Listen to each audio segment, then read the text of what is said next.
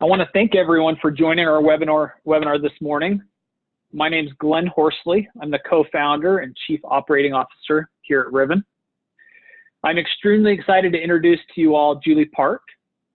Julie is the manager of privacy for the data privacy office for the Church of Jesus Christ of Latter-day Saints. Julie manages the global privacy program for the church and oversees compliance with the global data privacy laws and regulations. Julie is also a member of the U.S. Department of Homeland Security Data Privacy and Integrity Advisory Committee. In 2016, Julie was accepted as an IAPP Fellow of Information Privacy and holds several other information security and privacy professional certificates. Please join me in welcoming Julie as she shares her thoughts on data privacy, past, present, and future. Julie, we'll turn the time over to you. Hey, thank you, Glenn, and really thank you for that introduction. Before we get started, I need to take care of a quick disclaimer. The opinions expressed in this presentation and on the following slides are my own, and they do not represent the opinions or views of the Church of Jesus Christ of Latter-day Saints and is not legal guidance or legal advice. All right, now that's out of the way. I am excited to talk to you about data privacy, past, present, and future. So let's get started. Data privacy is something I'm very passionate about, and anytime I get the opportunity to share my understanding and knowledge of data privacy with others, it's a good day. Have you ever wondered what data privacy professionals talk about when they get together?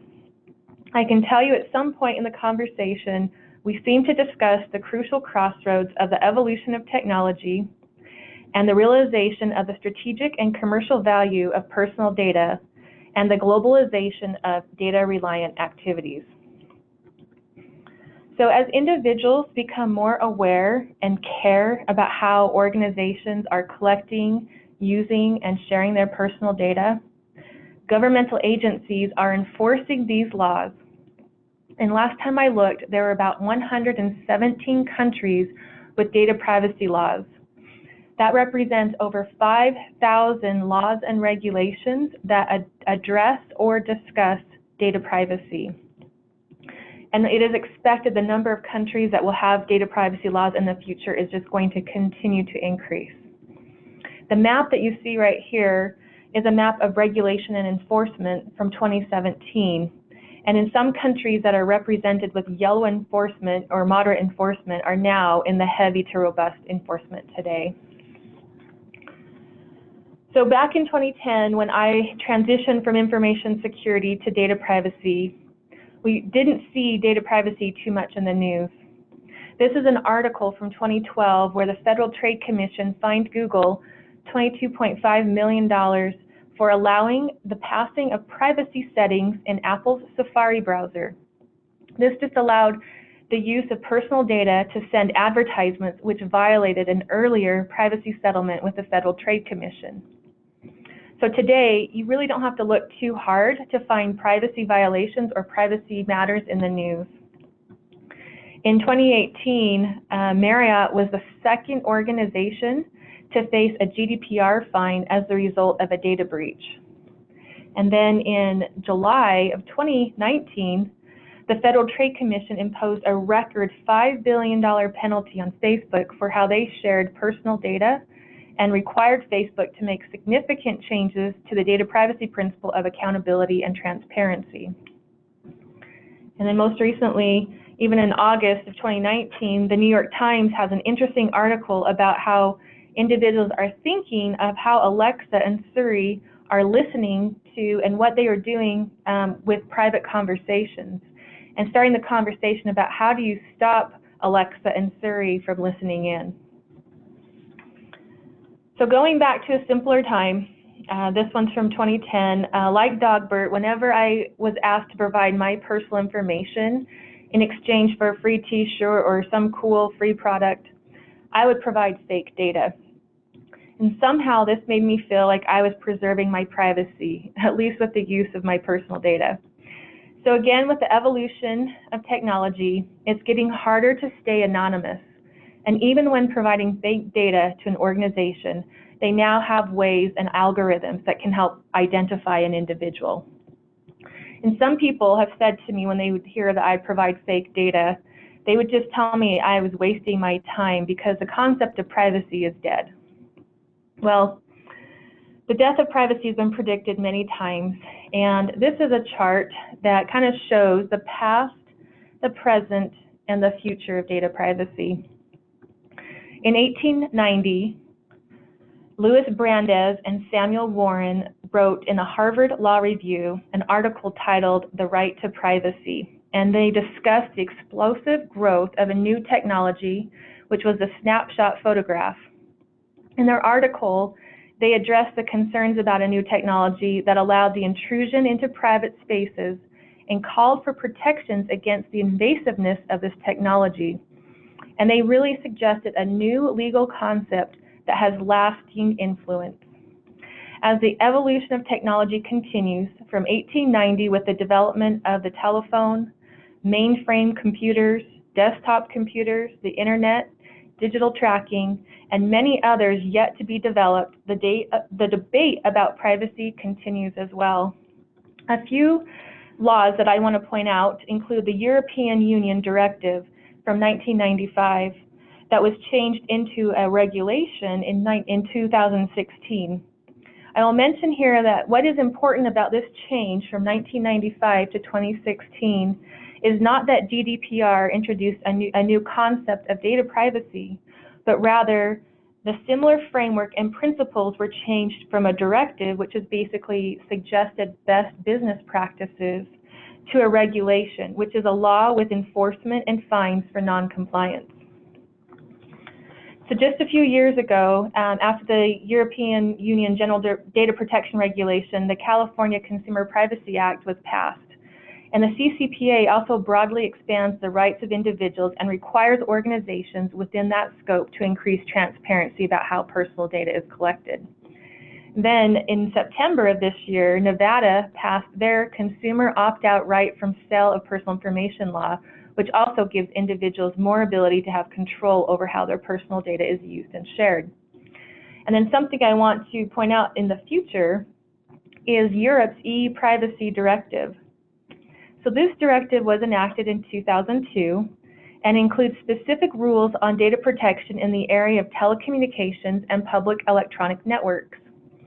I bring this up only because the e-privacy directive, and specifically Article 5, where organizations are required to inform users and obtain their consent before setting cookies and any other technology falling within the scope of the directive.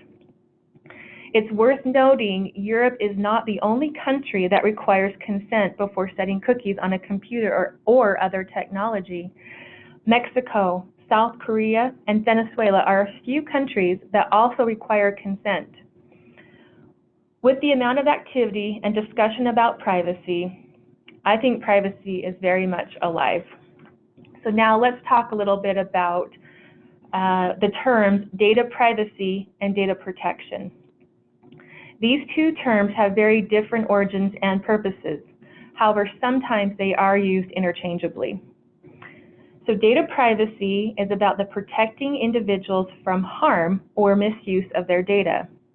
This means a person does not have any protections about how their data is used unless there is a reasonable expectation of privacy in a particular situation. Data protection, on the other hand, is about protecting individuals from the effects of automated decision data processing. This means organizations are generally prohibited from processing personal data unless they obtain consent from the individual. And European data protection laws are intended to restrict and reduce the amount of processing of personal data, even if it's publicly available. So this is a different way of thinking. So generally, it's been typical of organizations, usually in the United States, to collect as much data as possible, and as long as it did not result in the harm to a person, there was no concern. What we're seeing is a change in thinking, and the General Data Protection Regulation in Europe and the California Consumer Privacy Protection Act, or CCPA, are helping organizations to think differently. We're moving towards the understanding that personal data belongs to the individual, not the organization. and an understanding that it is a fundamental human right to have a say about how personal data is collected, used, and shared. I think we'll continue to see this change and an evolution in the understanding of data privacy laws. So now let's talk about personal data. One of the most common questions I am asked is, what is personal data? The definition of personal data, or one definition, is any information that relates to an identifiable human individual. It is not necessary that the data by itself allows identification of the individual. It is enough that the data relates in a meaningful manner to an individual. So identified or identifiable means a person can be identified directly by name, but may also be identified indirectly as by an identification number or like an IP address. A person can be identifiable because information combined with other pieces of information will allow the individual to be distinguished from others. So another way to say this is web traffic surveillance tools make it possible to identify the behavior of a computer or a machine, and behind that machine is the user. On that basis, the individual's personality is being pieced together to attribute certain decisions about him or her, and that is considered personal data. So what is personally identifiable information? The terms personal data and personally identifiable information are used interchangeably. Generally, the term personal data is used in European laws, and here we can see that personal information is used in United States laws. This is a definition from 2015 from the California Online Privacy Protection Act, and this definition included a person's height, weight, and hair color. Another definition in the California Consumer Privacy Act includes inferences drawn from any of the information identified in a subdivision to create a profile about a consumer reflecting the consumer's preferences. As organizations begin to enhance existing information with information from other sources, such as websites and mobile data, the inferences or conclusions drawn from the information, usually for personalization, is considered personally identifiable, and again, the data belongs to the individual. Another term that is important to understand is sensitive personal data. This is any information that can be used to discriminate against an individual. The examples provided here are from the General Data Protection Regulation. So now that we understand what personal data is and what does it mean, let's discuss some of the data privacy principles and frameworks. In 1980, another example of past, present, and future are the privacy principles and frameworks that have also been around for a long time. In 1980, the Organization for Economic Cooperation and Development, referred to as OECD, they really considered it necessary to develop some guidelines which would help harmonize national privacy legislation while upholding human rights, and at the same time would prevent interruptions in the international flows of data. So they established guidelines on the protection of privacy and trans-border flows of personal data. And these guidelines are the cornerstone of OEC's work on privacy. In 2013, they revised the guiding principles, and again now in 2019, they are working with countries and experts to scope developments and provide practical recommendations on the implementation of the guides to address the digital environment. Then in 2005, the Asia Pacific Economic Cooperation, or referred to as APEC, they established a privacy framework. Similar to OECD, it's a set of principles and implementation guides that were created in order to establish effective privacy protections, but also avoid the barriers to information flows and ensure the continued trade and economic growth. And the APEC consists of 27 countries that are involved in that effort. Then sometime around 2006, professional accountants in the United States and Canada came together and they created the document referred to as the Generally Accepted Privacy Principles, sometimes referred to as GAP-P. GAP-P is another comprehensive framework for designing an effective privacy program that can be applied in a number of industries and professions. Each of these frameworks are concepts and ideas about how to be respectful of the collection, use, and sharing of personal data while continuing the free flow of data between countries.